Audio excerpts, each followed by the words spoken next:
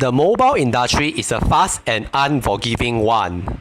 Mere weeks pass before the hottest thing today will become a forgotten memory. And to quote Pokenow.com, let's do something about it. And I mean, going all the way back for a throwback on some of the greatest smartphones eons ago. This is the Xperia S, 6 years on. 6 years ago at CES, Sony went solo in the cell phone world for the first time in a decade. The awesome duo that was Sony Ericsson was no more after a decade of iconic, memorable collaborations. Sony was now flying solo, introducing to the world its next trinity of smartphones, which were, however, caught in transition between two worlds. The first one being the world of Sony Ericsson. From its 3D liquid energy logo on the back, to mentions of Sony Ericsson upon removal of the back cover. The second obviously being the world of Sony, from the front logo of course, but also the refreshed design and UI.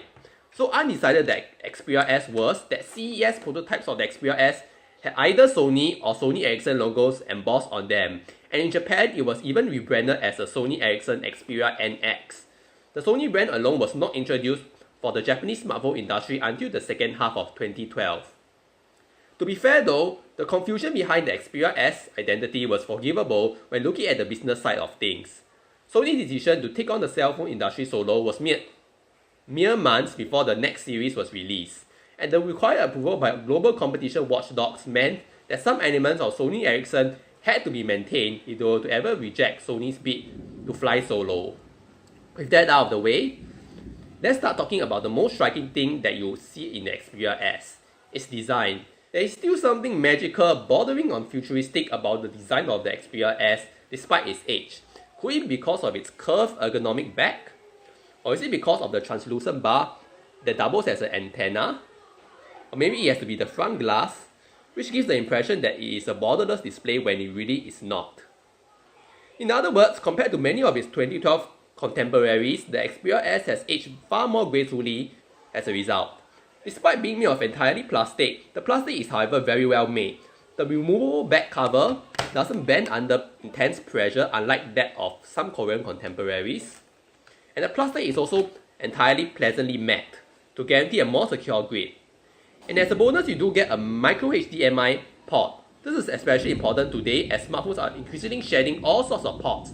First the headphone jack, and soon maybe even Type-C if Apple has its way when it comes to wireless charging and transfers.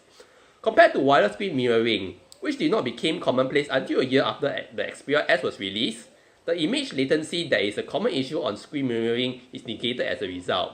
There's even a dedicated TV launcher optimized for remote control input as a bonus. The Xperia S was among the first phones with a 720p display on the market. While the resolution is entry level by today's standards, it's only about 4.3 inches, giving a pixel density of 342 ppi, perfectly acceptable to my own eyes.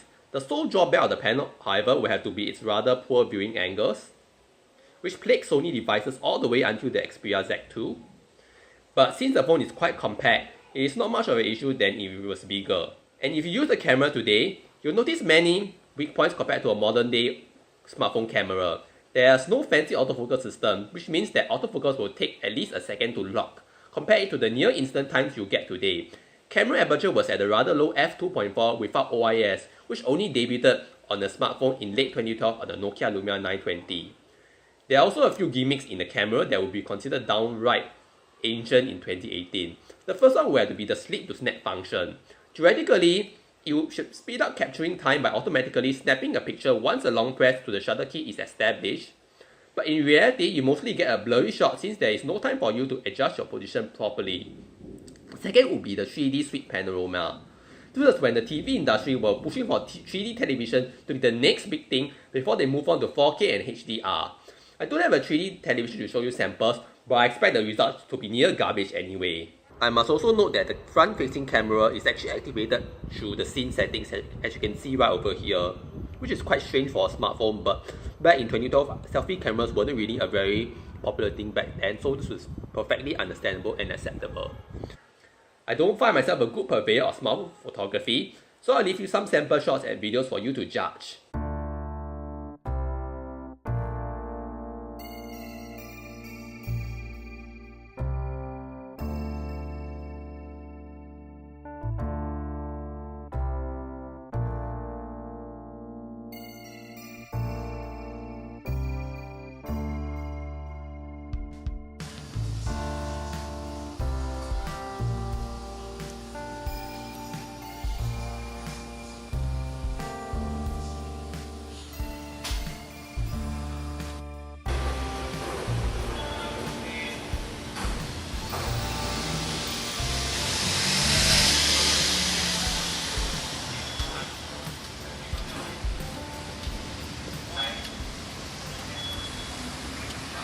The Xperia S is powered by a Qualcomm S3 dual-core clock at 1.5 GHz with an Adreno 220 GPU.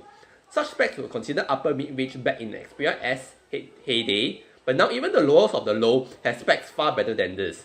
Forget playing Fortnite or PUBG on this device. Very casual games and applications are as much as this phone can handle, and even basic tasks like the web browser can still struggle. Matters were not helped by the fact that the Xperia S shipped with Android Gingerbread out of the box, months after the revolutionary ice cream sandwich had been released. Unfortunately for my unit, I was not able to update the OS to the later ice cream sandwich or jelly bean build Sony would later release for the Xperia S. The UI in my, however, is quite well skinned and looks far less cheesy than other skin UIs from the similar period in 2018 eyes. The elegance of the skin, however, cannot compensate for the fact that it uses gingerbread. In 2018, many Google apps are no longer updated to support gingerbread. Case in point, the YouTube application, and using the internet is a very cumbersome experience. Plus, Chrome requires ICS and above for it to work.